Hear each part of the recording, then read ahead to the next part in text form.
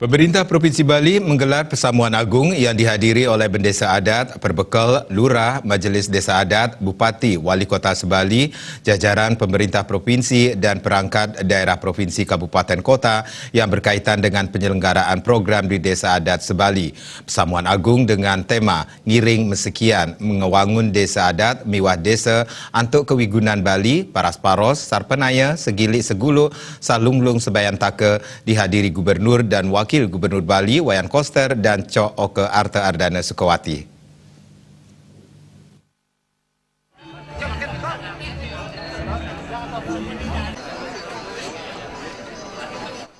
Dalam Persamuan Agung pada Soma Wage Dukut 25 November 2019, bertempat di Wantilan Pura Samuan 3, Desa Adat Bedulu, Belabatu, Gianyar, Gubernur Bali Wayan Koster menyampaikan Persamuan Agung diselenggarakan dalam rangka konsolidasi dan koordinasi Desa Adat, Desa dan Kelurahan sebagai lembaga terdepan dalam menyelenggarakan pembangunan berskala Desa Adat, Desa dan Kelurahan dalam rangka mengembangkan kebersamaan dan kegotong royongan sesuai dengan tema Ngiring Mesekian Ngawangun Desa Adat Miwah Desa Antuk Kewigunan Bali Paras Paros Sarpenaya Sagilik Seguluk Salunglung Sebayantaka. Gubernur Wayan Koster juga menyatakan saat ini di Provinsi Bali Desa Adat sedang ditata secara fundamental dan komprehensif serta hampir tuntas melalui tugasnya sebagai gubernur untuk membuat kebijakan dengan regulasi dan program yang telah diberikan kepada Desa Adat. Melalui beberapa hal, Desa Adat berkedudukan di wilayah provinsi berstatus sebagai subjek hukum, memperjelas dan mempertegas unsur Desa Adat yakni parayangan, pawongan dan pelemahan, serta menguatkan kedudukan hukum Desa Adat meliputi awik-awik, peraram, dan peraturan lainnya, memperjelas tata pemerintahan Desa Adat. Hal yang terpenting, Desa Adat memiliki lembaga adat yang terdiri atas Paikatan Pemangku,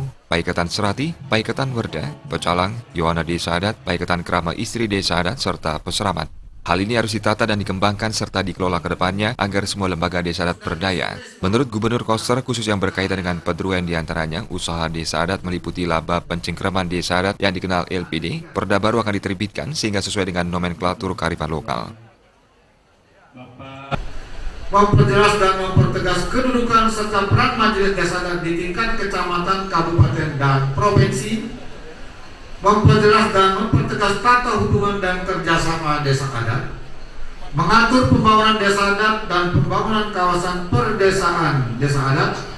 Mengatur pemberdayaan dan pelestarian Desa Adat. Khusus yang berkaitan dengan paduan dan usaha Desa Adat, ada dua, yaitu usaha Desa Adat meliputi Labda Pencengkraman Desa Adat atau LPD. Sekarang masih lembaga pencatatan desa, nanti akan diterbitkan peraturan daerah yang baru menjadi Labda Pencengkraman Desa. Kita kembalikan ke nomenklatur lokal agar LPD ini betul-betul dijalankan dengan nilai-nilai kearifan lokal sehingga nggak disentuh lagi oleh hukum positif.